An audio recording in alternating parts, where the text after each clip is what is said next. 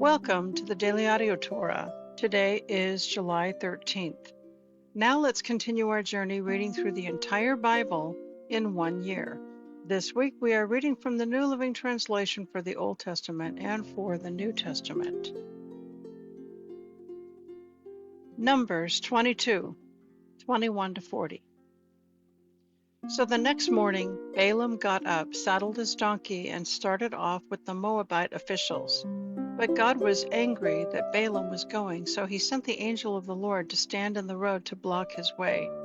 As Balaam and 2 servants were riding along, Balaam's donkey saw the angel of the Lord standing in the road with a drawn sword in his hand. The donkey bolted off the road into a field, but Balaam beat it and turned it back onto the road. Then the angel of the Lord stood at a place where the road narrowed between 2 vineyard walls. When the donkey saw the angel of the Lord, it tried to squeeze by and crushed Balaam's foot against the wall. So Balaam beat the donkey again. Then the angel of the Lord moved farther down the road and stood in a place too narrow for the donkey to get by at all. This time, when the donkey saw the angel, it lay down under Balaam. In a fit of rage, Balaam beat the animal again with his staff. Then the Lord gave the donkey the ability to speak. "What have I done to you that deserves you beating me 3 times?" it asked Balaam. "You've made me look like a fool," Balaam shouted. "If I had a sword with me, I would kill you." "But I am the same donkey you have ridden all your life," the donkey answered. "Now, have I ever done anything like this before?" "No," Balaam admitted. Then the Lord opened Balaam's eyes, and he saw the angel of the Lord standing in the roadway with a drawn sword in his hand. Balaam bowed his head and fell face down on the ground before him. "Why did you beat your donkey those 3 times?" the angel of the Lord demanded. "Look, I have come to block your way because you are stubbornly resisting me." 3 times the donkey saw me and shied away. Otherwise, I would certainly have killed you by now and spared the donkey. Then Balaam confessed to the angel of the Lord, "I have sinned. I didn't realize you were standing in the road to block my way. I will return home if you are against my going." But the angel of the Lord told Balaam, "Go with these men, but say only what I tell you to say." So Balaam went on with Balak's officials. When King Balak heard that Balaam was on the way, he went out to meet him at a Moabite town on the Arnon River at the farthest border of his land. "Didn't I send you an urgent invitation? Why didn't you come right away?" Balak asked Balaam. "Didn't you believe me when I said I would reward you richly?" Balaam replied, "Look, now I have come, but I have no power to say whatever I want. I will speak only the message that God puts in my mouth." Then Balaam accompanied Balak to Kiriath-Huzoth, where the king sacrificed cattle and sheep. He sent portions of the meat to Balaam and the officials who were with him. 1 Chronicles 15, 1-16, 36.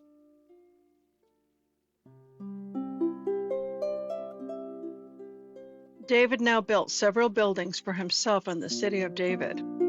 He also prepared a place for the Ark of God and set up a special tent there to shelter it. Then he issued these instructions.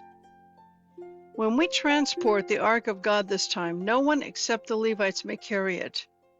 The Lord has chosen them to carry the Ark of the Lord and to minister before him forever." Then David summoned all the Israelites to Jerusalem to bring the Ark of the Lord to the place he had prepared for it. These are the priests and Levites who were called together. There were 120 from the clan of Kohath, with Uriel as their leader. There were 220 from the clan of Merari, with Asaiah as their leader. There were 130 from the clan of Gershon, with Joel as their leader. There were 200 descendants of Elizaphan, with Shemaiah as their leader. There were 80 descendants of Hebron, with Eliel as their leader. There were 112 descendants of Uzziel, with Aminadab as their leader. Then David summoned the priests, Zadok and Abiathar, and these Levite leaders: Uriel, Asaiah, Joel, Shemaiah, Eliel, and Aminadab. He said to them, "You are the leaders of the Levite families. You must purify yourselves and all your fellow Levites, so you can bring the ark of the Lord, the God of Israel, to the place I have prepared for it. Because you Levites did not carry the ark the first time, the anger of the Lord our God burst out against us. We failed to ask God how to move it in the proper way. So the priests and the Levites purified themselves in order to bring the ark of the Lord, the God of Israel, to Jerusalem. Then the Levites carried the ark of God on their shoulders with its carrying poles, just as the Lord had instructed Moses. David also ordered the Levite leaders to appoint a choir of Levites, who were singers and musicians, to sing joyful songs to the accompaniment of lyres, harps, and cymbals.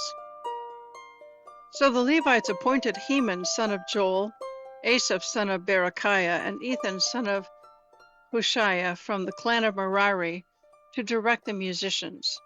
The following men were chosen as their assistants: Zechariah, Jaziel, Shemiramoth, Jehiel, Uni, Eliab, Benaiah, Maaseiah, Matthiah, Eliphelo, Micniah, and the gatekeepers Obed-Edom and Jeiel.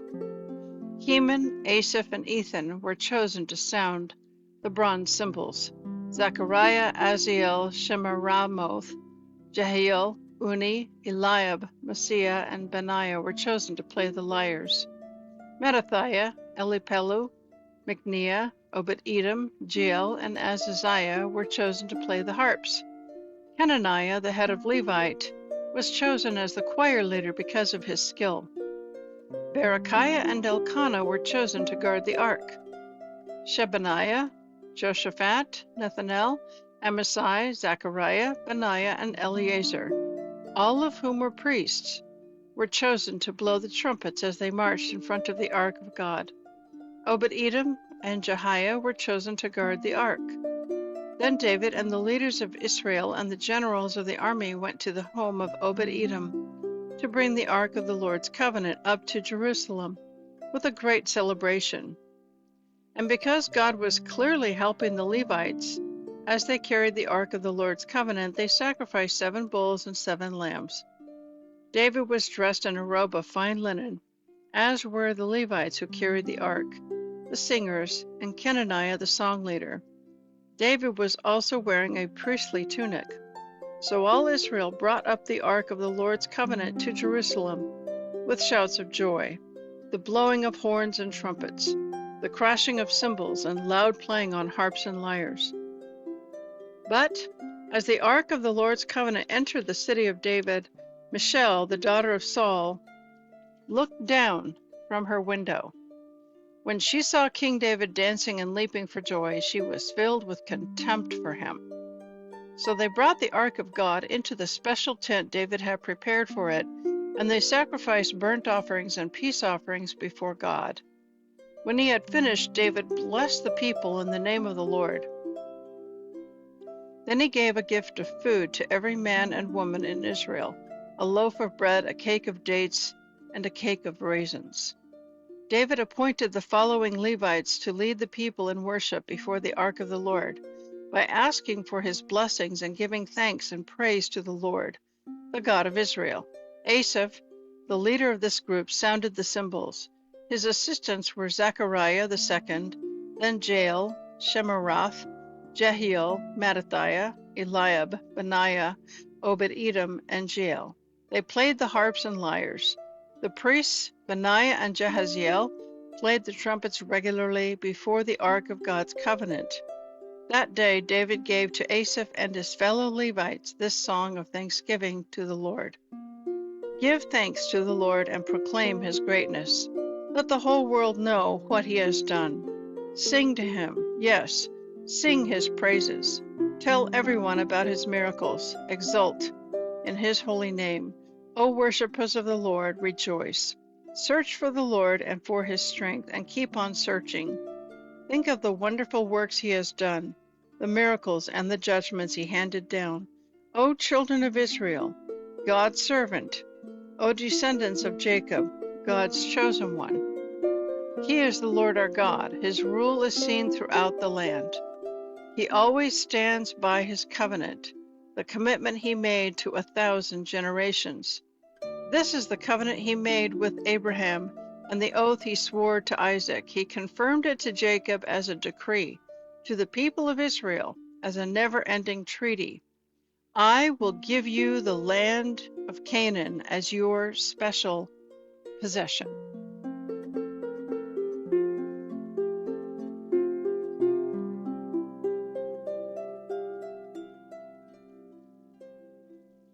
He said this when they were few in number, a tiny group of strangers in Canaan. They wandered back and forth between nations from one kingdom to another. Yet he did not let anyone oppress them. He warned kings on their behalf, do not touch these people I have chosen, and do not hurt my prophets. Let the whole earth sing to the Lord. Each day proclaim the good news that he saves. Publish his glorious deeds among the nations. Tell everyone about the amazing things he does. Great is the Lord. He is most worthy of praise. He is to be revered above all gods. The gods of other nations are merely idols, but the Lord made the heavens. Honor and majesty surround him. Strength and beauty are in his dwelling. O nations of the world, recognize the Lord. Recognize that the Lord is glorious and strong. Give to the Lord the glory he deserves. Bring your offering and come to worship him. Worship the Lord in all his holy splendor. Let all the earth tremble before him. The world is firmly established and cannot be shaken. Let the heavens be glad, and let the earth rejoice. Tell all the nations that the Lord is king. Let the sea and everything in it shout his praise. Let the fields and their crops burst forth with joy. Let the trees of the forest rustle with praise before the Lord, for he is coming to judge the earth. Give thanks to the Lord, for he is good. His faithful love endures forever. Cry out, save us, O God of our salvation. Gather and rescue us from among the nations, so we can thank your holy name and rejoice and praise you. Blessed be the Lord, the God of Israel, from everlasting to everlasting. And all the people shouted, Amen, and praised the Lord. Romans 1:18-32. But God shows his anger from heaven against all sinful, wicked people who push the truth away from themselves. For the truth about God is known to them instinctively. God has put this knowledge in their hearts. From the time the world was created, people have seen the earth and sky and all that God made. They can clearly see his invisible qualities, his eternal power and divine nature. So they have no excuse whatsoever for not knowing God. Yes, they knew God, but they wouldn't worship him as God or even give him thanks. And they began to think up foolish ideas of what God was like. The result was that their minds became dark and confused. Claiming to be wise, they became utter fools instead. And instead of worshiping the glorious, ever-living God, they worshipped idols made to look like mere people, or birds and animals and snakes. So God let them go ahead and do whatever shameful things their hearts desired. As a result, they did vile and degrading things with each other's bodies. Instead of believing what they knew was the truth about God, they deliberately chose to believe lies. So they worshiped the things God made, but not the Creator himself, who is to be praised forever. Amen. That is why God abandoned them to their shameful desires. Even the women turned against the natural way to have sex, and instead indulged in sex with each other. And the men, instead of having normal sexual relationships with women, burned with lust for each other. Men did shameful things with other men, and as a result, suffered within themselves the penalty they so richly deserved. When they refused to acknowledge God, he abandoned them to their evil minds and let them do things that should never be done. Their lives became full of every kind of wickedness, sin, greed, hate, envy, murder, fighting, deception, malicious behavior, and gossip. They are backstabbers, haters of God, insolent, proud, and boastful.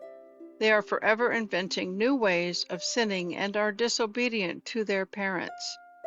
They refuse to understand, break their promises, and are heartless and unforgiving. They are fully aware of God's death penalty for those who do these things, yet they go right ahead and do them anyway. And worse yet, they encourage others to do them too. Psalm 10, 1-15. O Lord, why do you stand so far away? Why do you hide when I need you the most? Proud and wicked people viciously oppress the poor. Let them be caught in the evil they plan for others, for they brag about their evil desires. They praise the greedy and curse the Lord. These wicked people are too proud to seek God. They seem to think that God is dead, yet they succeeded in everything they do. They do not see your punishment awaiting them. They pour scorn on all their enemies. They say to themselves, nothing bad will ever happen to us. We will be free of trouble forever. Their mouths are full of cursing, lies, and threats. Trouble and evil are on the tips of their tongues. They lurk in dark alleys, murdering the innocent who pass by.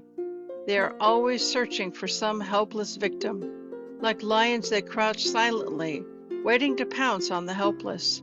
Like hunters, they capture their victims and drag them away in nets. The helpless are overwhelmed and collapse. They fall beneath the strength of the wicked. The wicked say to themselves, God isn't watching. He will never notice. Arise, O Lord. Punish the wicked, O God. Do not forget the helpless. Why do the wicked get away with cursing God? How can they think, God will never call us to account? But you do see the trouble and grief they cause. You take note of it and punish them. The helpless put their trust in you. You are the defender of orphans. Break the arms of these wicked, evil people. Go after them until the last one is destroyed. Proverbs 19, 6 and 7. Many beg favors from a prince. Everyone is the friend of a person who gives gifts. If the relatives of the poor despise them, how much more will their friends avoid them? The poor call after them, but they are gone.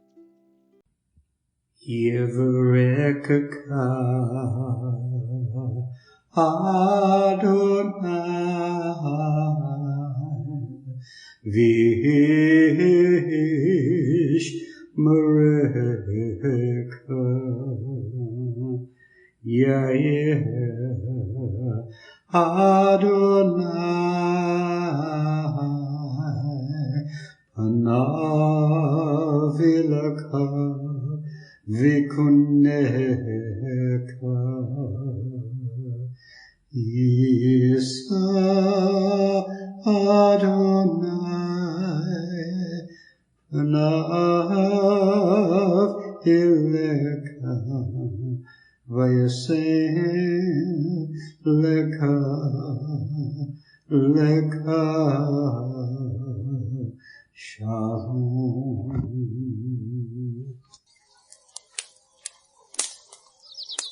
The Aaronic blessing from Numbers chapter 6, 24-26. Adonai bless you and keep you. Adonai make his face to shine upon you and be gracious to you. Adonai lift up his countenance upon you and give you peace.